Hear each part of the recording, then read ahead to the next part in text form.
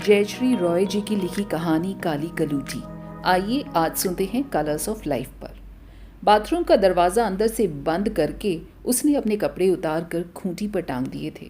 छोटे से बाथरूम में ठीक से खड़े होने के लिए भी पर्याप्त जगह नहीं थी। एक कोने को घेर कर बड़ा चहबच्चा था और दीवार पर कुछ कीलें गड़ी थी। ऊपर एक छोटा रोशनदान था जिस पर साबुन, तेल, दंत मंजन जैसी चीज़ें रखी रहती थी। उसके पीछे घर की चार दीवारी के पार एक बहुत बड़ा नीम का पेड़ था जिस पर दिन भर कौवे बोलते रहते थे। बाथरूम में दाखिल होते समय उसे शैम्पू के साथ साबुन की बट्टी थमाते हुए बड़ी भाभी ने विनोदपूर्ण अंदाज में उससे कहा था, खूब रगड़ कर नहाना लाडो, फिर देखना तुम भी फिल्म तारिकाओं की तरह फेयर एंड लवली हो जाओगी। कहते हुए यथासंभव गंभीर रहने के बावजूद उनकी आंखों में गहरा व्यंग छलक आया था। आंगन में कुएं के जगत पर बैठकर बर्तन मांजती हुई मेहरी मुंह दबाकर अपनी हंसी रोकने का प्रयत्न करती रही थी। वह देखने में सुंदर नहीं है, उसका रंग गहरा सांवला है, इस कारण अब तक उसकी शादी नहीं हो पाई है। उम्र 30 पार कर रही है। पूरा घर उसकी शादी न हो पाने की वजह से परेशान है। अब तक न जाने कितने रिश्ते आए और टूट गए। किसी को उसका रूप पसंद नहीं आता तो किसी को उसका रंग। पढ़ाई लिखाई में भी वह हमेशा से साधारण ही रही थी। किसी तरह पास क्लास में बीए करने के बाद वह स्थानीय कचहरी में टाइपिस्ट की नौकरी कर रही थी। यही गनीमत है। इस नौकरी की वजह से भैया भाभी का रवैया उसके प्रति कुछ ठीक चल रहा था, वरना वरना वे तो उससे कटे कटे ही फिरते थे। उन सब के बीच में माँ थी, अपनी मजबूरियों के सलीब में लटकी हुई। एक तरफ उनकी वयस्क विवाह योग्य बेटी और दूसरी तरफ उनके बहू और बेटा, जिनका मन रखकर चलना अब उनकी व्यवहारिकता ही नहीं, विवशता भी बन गया था। अपनी अन्य दो बेटियों का विवाह कर अब वे दिन रात अपनी छोटी बेटी के विवाह को लेकर परेशान रहा करती थीं। आज सुबह जब वह ऑफिस के लिए निकल रही थी, बड़े भैया ने यह कहकर रोक लिया था कि आज लड़के वाले उसे देखने आएंगे। उन्होंने शायद अपने आने की सूचना अचानक ही दी थी। घर में एकदम से हड़बड़ी मच गई थी। भैया बाजार से खाने पीने का सामान ले आए थे। माँ ने जल्दी जल्दी दरवाजे खिड़कियों पर धुले हुए पर्दे डालकर मेज पर फुलकारी वाला सफ़ेद मेजपोश बिछा दिया था। उसके द्वारा सिले गए तकिए के गिलाफ, चादर, मेजपोश आदि भी निकालकर बैठक में नुमाइश के लिए करीने से सजा दिए गए थे। बड़ी भाभी ने बड़े बेमन से अपनी लाल बॉर्डर वाली टसर सिल्क की साड़ी और मोतियों का सेट निकाल दिया था। कटाक्ष करने से वो कभी नहीं चूकती थी। इस बार अगर ऊपर वाले की कृपा से तुम्हारी शादी पक्की हो गई ना, तो तुमसे गिन गिन कर 10 ड्राई क्लीन के पैसे लूंगी ननद जी। फिर मेहरी की तरफ मुड़कर हल्के से अपनी बाईं आंख दबाई थी। इसे देखने दिखाने के चक्कर में अब तक ना जाने मेरी कितनी साड़ियों का सत्यानाश हो चुका है। भैया ने उन्हें घूर कर देखा था और वह अपनी हंसी दबाती हुई दूसरे कमरे में चली गई थी। माँ ने उसकी बात न सुनने का एक बार फिर अभिनय किया था।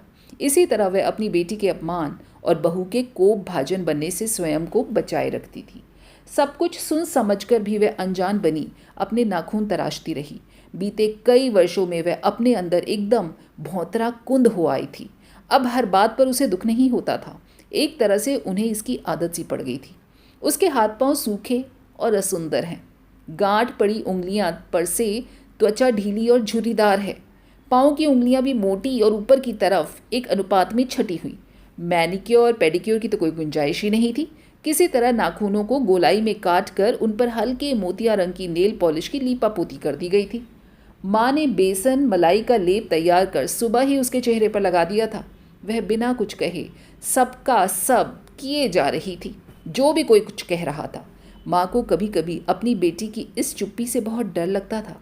उन्हें लगता है उसकी बेटी के अंदर कभी बहने वाली जीवन की उजली नदी धीरे धीरे मरती जा रही है। वह उन्हीं के सामने चुपचाप ऊसर होती जा रही है। कितनी जीवंत प्रांजल हुआ करती थी कभी। हंसी से किसी अल्हड़ नदी का सा किल्लौल हुआ करता था। गहरी सांस लेकर वह आकाश की तरफ देखती हैं। ईश्वर ने उन्हें कैसा उजला मन दिया है, मगर कोई उसे देखना ही नहीं चाहता। सबको रूप चाहिए, गोरा रंग चाहिए। अपनी बेटी को तिल तिल कर घुटते मरते हुए देखने के लिए वह विवश भी है और अभिशप्त भी। उसके सूने क्लांत चेहरे की तरफ देखकर वह एकांत में अपनी आंखें पोंछती है और भगवान के उद्देश्य में हाथ जोड़ती हैं। मलाई बेसन का उपटन लगाकर भी उसके रूखे चेहरे पर कोई निखार नहीं आता, बल्कि चेहरा और ज़्यादा पीला और त्वचा रुक्ष लगने लगती है। न जाने क्यों उसके माता पिता ने उसका नाम लावण्य रख दिया था। यह एक बहुत बड़ी विडंबना हो गई थी उसके साथ। लोग उसका नाम सुनते ही कौतुक से मुस्कुराते। लावण्य, अच्छा। बांझ धरती पर कभी फूल नहीं खिलते।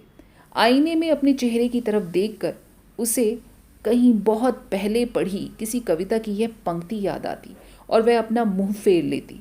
सुबह उठकर आईने में अपना चेहरा देखने से भी वह कतराती है। बड़ी भाभी कामकाज के बीच उसे बहुत हिकारत से देख रही थी। वह स्वयं बहुत खूबसूरत है, गोरी और सुडौल। 2 बच्चों के जन्म के बाद शरीर और भी भरकर खिलाया है। सोने के आभूषण उसके चेहरे पर झलमलाते हैं। गहरे चटकीले रंग की साड़ियाँ और मांग भर सिंदूर में सूरजमुखी की तरह दर्प और गुमान से दपदपाती फिरती हैं। भैया पूरी तरह उनके वश में हैं। ऊपर से उनका मायका भी संपन्न है। अपने साथ घर भर कर दहेज लाई हैं। सभी पर उनका रौब जमा हुआ है। उनके भव्य व्यक्तित्व के सामने लावण्य का पहले से ही दबा ढंका स्वभाव और भी दयनीय होकर रह गया है। भाभी भी उसे तुच्छताहीनता का बोध कराने का एक अवसर भी हाथ से नहीं जाने देती।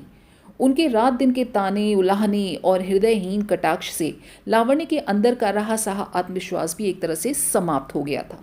वह किसी योग्य नहीं, उसे कभी कोई नहीं अपनाएगा। अक्सर वह बाथरूम में नहाते हुए रोती है, इतनी धीरे कि कोई सुन न सके। मुझे भी प्यार चाहिए, अपना घर, अपना परिवार चाहिए। वह जहाँ भी जाती है उसका अभी तक विवाह न हो पाना ही मुख्य मुद्दा बना रहता है। पहले पहले इनके जवाब में जो बहाने गढ़े जाते थे, अब उसे स्वयं ही हास्यास्पद प्रतीत होने लगे हैं।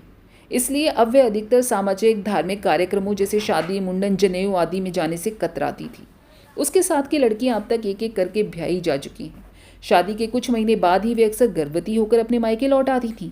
उनके निखरे चेहरे, सुहागरात की कहानियाँ, गर्भ दृष्टि से आप्लावित रूप, इन बातों से एक तरह से उसे वितृष्णा सी हो गई है। उसे लगता है मानो सब जानबूझकर उसका दिल दुखाने के लिए ही अपने सौभाग्य और भरी पूरी गृहस्थी की कहानी उसके सामने सुनाते रहते हैं। अपने सुख की ढेर सारी बातें बताकर वे चेहरे पर सहानुभूति के कृत्रिम भाव ओढ़कर उससे पूछते, और तेरा क्या हुआ? जो जग जाहिर है उसका जवाब देना वह ज़रूरी नहीं समझती थी। चुपचाप उठकर वहाँ से चली आती थी। उसे लगता था उसे देखते ही यकायक लोग चुप हो जाते हैं, उसके पीछे कानाफूसियाँ तेज़ हो जाती हैं। सभी से किनारा करते करते आज वह प्राय निस्संग हो आई है। दफ्तर में अपने काम से काम रखती है और घर में फुर्सत के क्षणों में अपने में डूबी अकेली पड़ी रहती है। शामें उसकी अधिकतर छत के एकांत में खड़ी खड़ी कट जाती हैं। अप्रैल की उल्टी पलटी चलती हवा में सहजन के फूल झरते हैं। दूर डैम के शांत बंधे हुए पानी में पूरा आकाश तैरता रहता है। वे मौसम की करवटें देखती है, धरती का हर पल बदलता रूप भी। बस एक वह है जो वहीं की वहीं रह गई है, अपनी ठहरी हुई किस्मत के साथ। एक सांवले शरीर की कैद में मन का सारा उजलापन भी धीरे धीरे धूसर पड़ता जा रहा है। गुजरते हुए समय के साथ मन का सोना देह की माटी में दबा पड़ा अपनी चमक, अपनी रंग खोता जा रहा है। मगर इस माटी की दुनिया को माटी का ही मोह है। स्नेह, संवेदना जैसी चीज़ों का कोई मोल नहीं है। कोई उसे अपनाने मांझने को तैयार ही नहीं होता। मगर अपनी मैली त्वचा के नीचे वह भी उतनी ही इंसान है जितनी गोरी रंगत वाली लड़कियाँ। उसके सपने, उसकी इच्छाएं, उसका मन सिर्फ काली होने से दूसरों से अलग नहीं हो जाता। कोई उसे छूकर क्यों नहीं देखता? उसके परस में कितनी कोमलता है, जितनी किसी खूबसूरत लड़की के स्पर्श में होती है।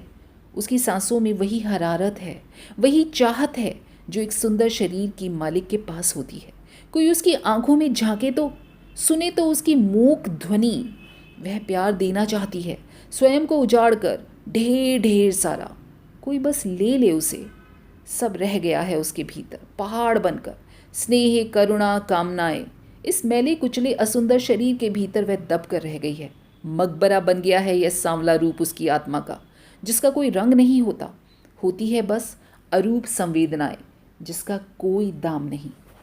वह अकेले पड़ी पड़ी सोचती है, जिंदगी अब बाजार में पड़ी हुई एक वस्तु मात्र है। उसी के हाथों रेहन चढ़कर रह गया है। इंसान को कैसा होना चाहिए, यही बाजार तय करता है। दुनिया कैसी है, यह बात नहीं दुनिया कैसी होनी चाहिए। यह बात अहम हो गई है। और यह बात बताती हैं लोगों को कोई और नहीं, यहीं बाजार की बड़ी बड़ी बहुराष्ट्रीय कंपनियां अपने तरह तरह के उत्पादों के विज्ञापनों के जरिए।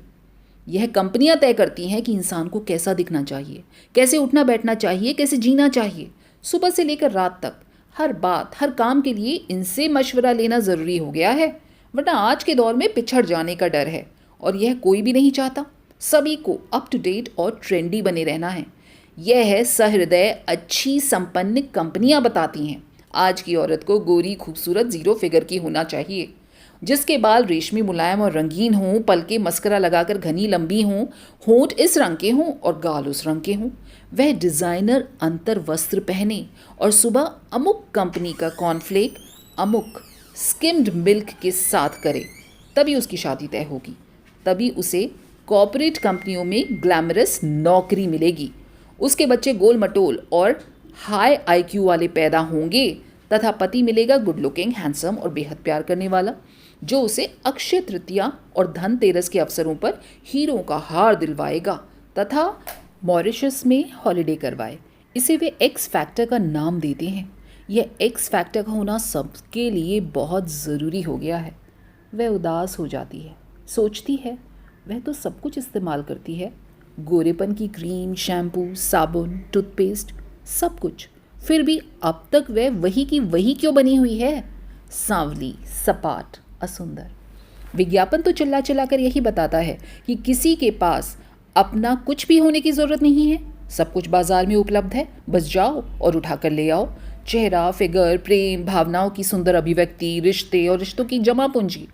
कोई चाहे लोगों को अन्याय भ्रष्टाचार के खिलाफ लड़ने की प्रेरणा देती है, तो कोई सुगंध इंसान में प्रेम और इच्छा जगाती है। उसने तो उनकी सारी बातें माननी पड़ी, उन पर अमल भी किया। इन सब के बावजूद सब मृग मरीचिका ही तो निकला, सोने का हिरण।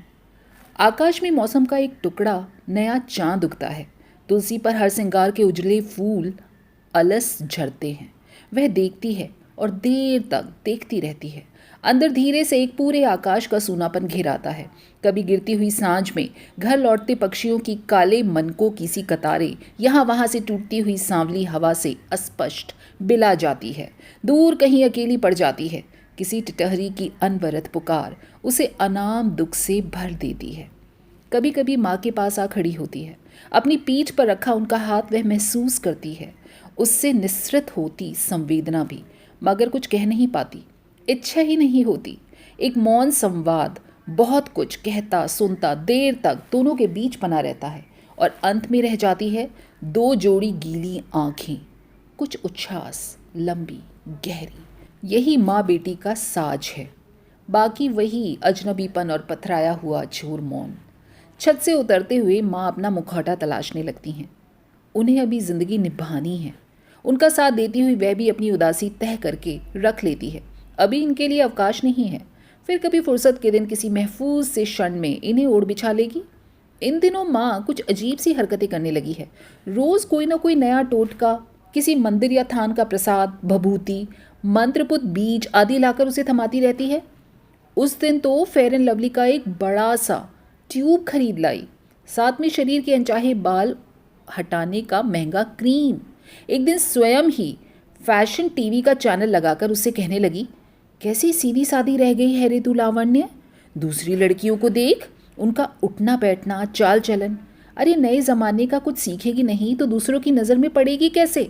कहते हुए वह स्वयं उसे मॉडलों की तरह चलने का तरीका सिखाने लग पड़ी थी। ऐसा करते हुए कितनी दयनीय, कितनी भद्दी लगने लगी थी वे। उसने संकोच से अपनी आंखें मूंद ली थीं। पहले यही माँ बाबूजी उन्हें टीवी पर ऐसा वैसा कार्यक्रम देखने से रोकते थे। बचपन में एक बार हम तुम एक कमरे में बंद हों गाने के लिए बड़े भैया को पिताजी से बड़ी मार पड़ी थी। माँ उन्हें अक्सर अजीब नज़रों से घूरती रहती थी। दूसरों की नज़र से देखते हुए उन्हें भी अपनी बेटी में खोट ही खोट नज़र आता है।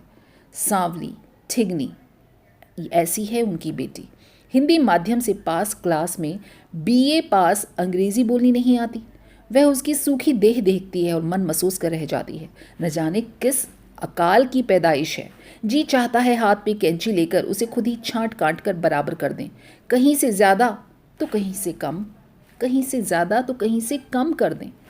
पड़ोस की सकालो देवी का भी भतीजा हाल ही में अमेरिका से कॉस्मेटिक सर्जन बनकर लौटा है। वे दूसरे ही दिन अपनी सारी लाज शर्म ताक पर धरकर उसके पास चली गई और प्लास्टिक सर्जरी के बारे में सारी जानकारी लेकर आई थी। मगर बाद में खर्चे की बात सुनकर उनका सारा उत्साह एकदम से ठंडा पड़ गया था। 2 अदद सुडौल सनों का मूल्य 1.5 लाख रुपया। उन्होंने आखिर लावण्य की खुराक में 1 कप दूध अतिरिक्त जोड़ दिया था। हो सकता है शरीर के भरने के साथ उसके वक्ष भी भर आए। उनकी बातों से त्रस्त होकर लावण्य घंटों अपने कमरे का दरवाज़ा बंद करके पड़ी रहती थी। अवसाद की धूसर मटमैली अनुभूतियों से उसका अंतस बोझिल हो उठता है। एक बार उसने किसी लड़के की माँ से कहा था, आप मुझे स्वीकार कर लो माँ जी, मैं अपने हाथ पांव तराश लूँगी। उनके ठिगने बेटे से वह बड़ी लंबी निकली थी। तरह तरह के अपमान तिरस्कार उसे मथता रहता है। किसने उसके साधारण रूप रंग का मजाक नहीं उड़ाया, उसकी उपेक्षा नहीं की। सोचते हुए उसे आलोक की याद आती है।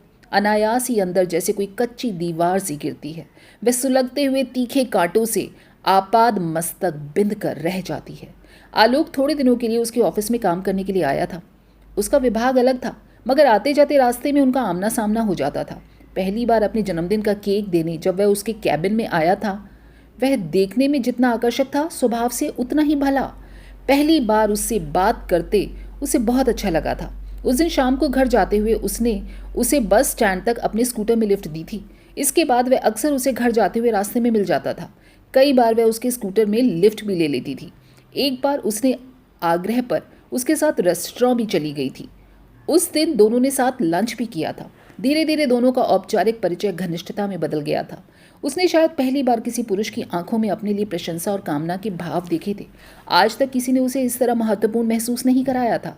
वह उससे मिलने के लिए आग्रह करता था, उसकी प्रतीक्षा में देर तक खड़ा रहता था, उसकी छोटी छोटी बातें कामों की तारीफ करता था। लावण्य के ऊसर बंजर जीवन में जैसे यकायक फूल खिल उठे थे। वह आलोक के प्रेम में सारी दुनिया जहान को भूल बैठी थी। आलोक ने उसे बताया था उस पर पूरे परिवार की जिम्मेदारी है। 2 बहनों की शादी भी उसे करनी है। इस समय यदि उसने अपने घर वालों से उसकी बात की तो परेशान हो जाएंगे, इसलिए बहनों की शादी के बाद ही वह उससे बात कर सकेगा। उसे थोड़ा सा इंतज़ार करना पड़ेगा। वह इसके लिए खुशी खुशी तैयार हो गई थी। इसके बाद आलोक उसे अपने फ्लैट में ले जाने लगा था। एक रूम का छोटा सा फ्लैट था उसका, किराए पर लिया हुआ। वहाँ कभी वे सारा सारा दिन पड़े रहते थे। आलोक की बाहों में सिमट कर वे सब कुछ भूल जाया करती थी। एक मरु की तरह वह न जाने कितने जन्मों से त्रसित थी, किसी के प्यार के लिए, किसी की छुअन के लिए आकुल। अधीर आलोक के प्यार का पारस पाकर वे किसी तरह तटबंध टूटी नदी की तरह उद्दाम आवेग में बह आई थी। सारा कूल किनारा तोड़ते हुए सी उम्र की पहली उठान पर जो कामनाएं अंदर ही अंदर बे आवाज़ परवान चढ़ती रहती थी, वे यकायक गहरे गहरे तक तृष्ट हो आई थी। किसी जल भरे मेघ सा आलोक उस पर बरसा था। प्यार से दर की ज़मीन की तरह वह उसे बूंद बूंद पीती रहती थी। रेत पड़ गई थी उसकी देह से अकुलाती, सब्ज होती जा रही थी। पहली बार उसने जाना था कि प्यार किसे कहते हैं, चाहत क्या होती है। अपनी ही देह में इतना सुख छिपा है यह उसे नहीं मालूम था। वह भी एक स्त्री है, कमनीय और इच्छित। इसका एहसास जीवन में पहली बार आलोक ने ही दिलाया था। वह किसी बाढ़ चढ़ नदी की तरह अपने कूल किनारों तक भर आई थी, छलका पड़ रही थी रह रहकर। उन दिनों नेह के मृदुल छुअन से उसका अंग अंग भर आया था। अंदर की खुशी लावण्य की धार बनकर चेहरे पर रिसाई थी। लोग बाग उसे मुड़कर देखने लगे थे और भाभी ने भी नोटिस किया था। माँ भी उसमें आए इस आकस्मिक परिवर्तन से आश्चर्यचकित थी। कई बार उससे घुमा फिराकर जानने की कोशिश भी की थी, मगर वह चुप रह गई थी। उसने इस विषय में कुछ भी कहने की हिम्मत ही नहीं की। गर्मियों की छुट्टियों में जब कचहरी बंद हुई थी, आलोक अपने घर चला गया था महीने भर के लिए। उसके बाद उसकी कोई खबर नहीं आई थी। वह चिट्ठियां लिख लिख कर हार गई थी। फ़ोन भी किया था, मगर आलोक ने किसी तरह से भी उसे जवाब नहीं भेजा। छुट्टियां खत्म हुई तो उसने पाया आलोक दफ्तर में आया ही नहीं। पूछताछ पर उससे बताया गया कि आलोक की शादी हो गई है और वह नई नौकरी लेकर किसी और शहर में चला गया है। सुनकर वह चुपचाप आकर अपनी मेज़ पर बैठ गई थी। उसे ठीक से टाइप भी नहीं किया गया था। 1000 गलतियां हो रही थी और इसके लिए अच्छी खासी डांट भी पड़ रही थी उसे। तो इसलिए आलोक उसके पत्रों के जवाब नहीं दे रहा था। कचहरी के गंदे पान के पीक से भरे हुए टॉयलेट में वह खड़ी खड़ी लंच ब्रेक के दौरान रोती रही थी। बाहर से लगातार दरवाज़ा खटखटाया जा रहा था और आखिरकार जब उसने हार का दरवाज़ा खोला तो बाहर एक अच्छी खासी भीड़ जुट गई थी। नीला अंदर आकर उसका चेहरा धुलाकर उसे सहारा देकर बाहर लेकर आई थी। रिक्शा में बैठते हुए उसने देखा लगभग पूरी अदालत ही बाहर खड़ी होकर उसे देख रही थी। रास्ते में उसे अपना रुमाल देते हुए नीला ने कहा था, तुझे तो मैंने कितनी बार समझाने की कोशिश की थी लावण्य, मगर तू तू उसके प्यार में ऐसी पागल हुई थी। खैर जाने दे। पता है अरुण क्या कह रहा था? आलोक उसे कहा करता था, ऐसी उपेक्षित और कुरूप लड़कियों को जाल में फंसाना बहुत आसान होता है। वे हीन ग्रंथि का शिकार होती हैं और फिर बत्ती गुल हो जाने के बाद अंधेरे में हर लड़की सुंदर हो जाती है। अरुण उसकी शादी में भी शामिल हुआ था। कह रहा था उसकी पत्नी बहुत खूबसूरत है, दूध सी गोरी। इसके बाद कई महीनों तक उसका ऑफिस जाना दूभर हो गया। उसे लगता था हजार जोड़ी आंखें उसे हिकारत, उपहास और कौतूहल से हर समय घूर रही हैं, उसे उसके कपड़ों के पार देख रही हैं। कई बार उसका जी चाहा कि अपनी जान दे दे, मगर हिम्मत नहीं हुई थी। वह जीना चाहती थी। इन सब के बाद भी प्रेम के नाम पर छल, प्रवंचना, तिरस्कार, उसकी भावनाओं का निरंतर उपहास, यह बलात्कार ही था, देह के साथ मन का भी। मगर इसकी कोई सज़ा नहीं हो सकती। वह किससे शिकायत करती और क्या? सोचते हुए न जाने कितनी अनझिप रातें उसने पलकों पर काट दी थी। जिस शरीर में कभी आलोक ने सुख के इतने गहरे उत्स ढूंढे थे, इच्छाओं के जीवित पराग बोए थे, उसमें आज घुन लग गया है। शर रहा है हर क्षण दीमक लगे दरख्त की तरह। कभी उसे स्वयं से घिन आती है तो कभी ग्लानि के बहाव में मन अप्लावित हो जाता है। दुर्बलता के विरल क्षणों में कस्तूरी मृग की भांति अपनी ही देह में आलोक का स्पर्श ढूंढती फिरती है। यातना और आत्मदंश का एक लंबा भयावह दौर। आईने के सामने कभी खड़ी होती है तो प्रतीत होता किसी शव गृह में खड़ी होकर अपनी ही मृत देह की शिनाख्त कर रही है। बहुत डर जाती थी वह। अपने में सिमट सिकुड़ कर इतने दिनों तक पड़ी रहती थी। आलोक के परस से जो सोने के पानी की तरह लावण्य की परतों पर चढ़ी थी देह पर, वे समय के साथ धीरे धीरे उतर गई थी। बची रह गई थी वही पुरानी लावण्य, अपनी रूखी सूखी काया और टूटे हुए स्वप्न के साथ। इसके बाद भी कई रिश्ते आए थे उसके लिए, मगर कहीं कोई बात नहीं बन पाई। बार बार सज धज कर वह नुमाइश पर बैठती और बार बार नापसंद कर दी जाती। ठुकरा दिए जाने की जिल्लत में रात दिन जीते हुए वह एक पथराए हुए मौन से दिन ब दिन घिरती जा रही थी। यही उसका अपने बचाव के लिए ढाल और कवच था। लोगों से वही पुरानी टिप्पणियां सुनने को मिलती, लड़की बहुत काली है, स्वास्थ्य भी गिरा हुआ है, नाक नक्श भी कुछ खास नहीं है। वह रंग रोगन ले लिपि पुती आंखें झुकाए बैठी रहती और लोग खाते पीते हुए उसे देखते परखते रहते। कोई उसे उठकर खड़ी होने के लिए कहता तो कोई चलकर दिखाने के लिए। दूसरे कमरे में ले जाकर घर की बड़ी बूढ़ियां उसके कपड़े हटाकर देह का मुआयना करती, अशोभनीय प्रश्न करती। इन सबको झेलते हुए वह किसी तरह अपनी आंसू जब्त किए रहती। जाते हुए सभी यही कहते कि हम जाकर आप लोगों को सूचित कर देंगे। यह सुनकर सभी समझ जाते कि इस बार भी लावण्य को नापसंद कर दिया गया है। माँ चुपचाप बिस्तर पर जाकर लेट जाती और भैया घर से बाहर निकल जाते और भाभी बड़बड़ाती हुई अपनी साड़ी और गहने समेटने लगती। लावण्य अपने कमरे या एकमात्र आश्रय छत के कोने पर जाकर खड़ी रहती। आदत हो जाने के बावजूद न जाने क्यों हर बार वह रोती है और देर तक उदास रहती है। उसे लगता है वह किसी अदालत के कटघरे में खड़ी है और लोग उससे उस गुनाह का जवाब मांग रहे हैं जो उसने कभी किया ही नहीं। कभी उससे उसकी इच्छा पूछी नहीं जाती, पसंद नापसंद भी नहीं। मोटे ठिगने काले पुरुष उसके रूप गण पर निसंकोच टिप्पणी करते, उसका उपहास उड़ाते और वह गूंगी बहरी बनी बैठी रहती। न जाने क्या क्या सोचती हुई वह देर तक बाथरूम के फर्श पर बैठी हुई। भाभी ने एक बार फिर बाहर से दरवाज़ा पीटा तो उसे होश आया। जल्दी जल्दी देह पर साबुन रगड़ते हुए ख्याल आया कि काश साबुन के इन झागों के साथ अपने रंग की मैल को भी वह उतार फेंके। चेहरे पर थोड़ा लावण्य और चाक चिक्य ला पाती। दीवार पर टंगी आईने के धुंधलाए हुए शीशे में वह अपनी आकृति देखती है। यहाँ वहाँ से झांकती हड्डियाँ, निर्जीव रूखी त्वचा, हार्ड मांस, एक हुआ शरीर। अपनी अपृष्ठ अविकसित वक्षों को दोनों हथेलियों में भरकर वह सोच उठती है, काश उसके पास 1.5 लाख रुपये होते तो वह अंदर सिलिकॉन डलवा कर 2 सुडौल उरोज बनवा लेती। बॉटेक्स के इंजेक्शन से अपने माथे की झुर्रियाँ संवार लेती। त्वचा की सिलवटें खिंचवा कर 16 साल की लड़की की तरह उन्हें सतर दुरुस्त कर लेती। नितंबों की मांसपेशियों में हवा भरकर उन्हें गुब्बारे की मानिंद फुला लेती। आजकल तो रूप रंग के बाजार के शो केस में पड़ी हुई हर चीज़ है, जिसके पास पैसे हों खरीद ले। अपनी सोच पर वह सायास अंकुश लगाती है और जल्दी जल्दी कपड़े पहनकर बाथरूम से बाहर निकल आती है। भाभी लगातार उससे जल्दी तैयार होने के लिए ताकीद दिए जा रही है। लड़के वालों के आने का समय हो चुका है। भाभी के सवालों का कोई जवाब दिए बिना वह अपने कमरे में बंद हो गई थी। भाभी अभी तक पूरा घर सर पर उठाए हुए है। माँ भी हर 2 मिनट में आदतन आकर उसका दरवाज़ा खटका जाती हैं। थोड़ी देर बाद भैया ने आकर सूचना दी, लड़के वाले आ चुके हैं। भाभी रसोई में नाश्ते की बंदोबस्त करने दौड़ गई थी। भैया बैठक का मोर्चा संभाले हुए थे और माँ अधैर्य होकर फिर से उसका दरवाज़ा पीटने लगी थी। एक छोटे से अंतराल के बाद अचानक लावण्य दरवाज़ा खोलकर बाहर निकल आई थी और उस पर नज़र पड़ते ही आंगन में खड़ी माँ के मुंह से अनायास चीख निकल गई थी। शरबत की ट्रे हाथ में लिए भाभी भी रसोई की दहलीज पर स्तब्ध खड़ी रह गई थी। बैठक से निकलकर भैया ने लावण्य पर नज़र पड़ते ही अपनी आंखों पर हाथ रख लिया था। पूरी देह में गोरेपन का कोई क्रीम चूने की तरह पोत कर लावण्य लाल चमकीली साड़ी में किसी मॉडल की सी अद्भुत भंगिमा में खड़ी रही थी। उसके होंठों पर लाल लिपस्टिक लिसरा हुआ था, आंखों में काजल। तरह तरह के रंगों से अपने पूरे शरीर को सजाकर उसने स्वयं को कार्निवल बना लिया था। ब्लाउज में भी चीथड़े घुसेड़कर उसने अपने सीने पर 2 छोटे छोटे भद्दे बेढप पहाड़ उगा लिए थे। देखने में वह भयावह लग रही थी। उसकी आंखों में अजीब तरह का उन्माद भरा हुआ था। हंसी की भंगिमा में रोती हुई वह सबसे पूछ रही थी, मैं अच्छी लग रही हूँ ना? देखो, अब मैं गोरी भी हो गई हूँ, स्मार्ट भी, अंग्रेजी भी बोल लेती हूँ। ABCD, I am fine, thank you, good night. इस बार तो मैं ज़रूर पसंद कर ली जाऊँगी ना माँ? बरामदे में अचेत पड़ी अपनी माँ को हिलाती हुई लावण्य लगातार बोले जा रही थी, साथ में रो भी रही थी, हंस भी रही थी। मगर यह सब कहते हुए उसके चेहरे पर या आवाज़ में कोई उम्मीद नहीं थी।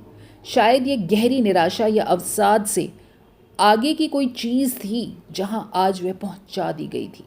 भैया जल्दी जल्दी अपने मोबाइल पर डॉक्टर को फ़ोन नंबर मिला रहे थे। भाभी अचेत पड़ी माँ के चेहरे पर पानी के छींटे मार रही थी और उधर ड्राइंग रूम में लड़के वाले लड़की के इंतज़ार में अधीर हुए जा रहे थे। उन्हें यहाँ से निपट कर एक दूसरी जगह भी तो लड़की देखने जाना था। उन्हें बताया गया है वहाँ शानदार लंच का बंदोबस्त किया गया है। दोस्तों, कैसी लगी आपको जयश्री राय जी द्वारा लिखी कहानी काली कलूटी? नीचे कमेंट करके ज़रूर बताइएगा और अगर पसंद आए तो लाइक और शेयर करने में कंजूसी न कीजिएगा। फिर मिलेंगे अगली बार ऐसी ही दिल छू जाने वाली कहानियों के साथ, निकाल कर उन्हें साहित्य के पिटारे से बाहर। तब तक अपना और अपनों का दिल से, ईमानदारी से ख्याल रखिए। स्वस्थ रहिए और मस्त रहिए। नमस्कार।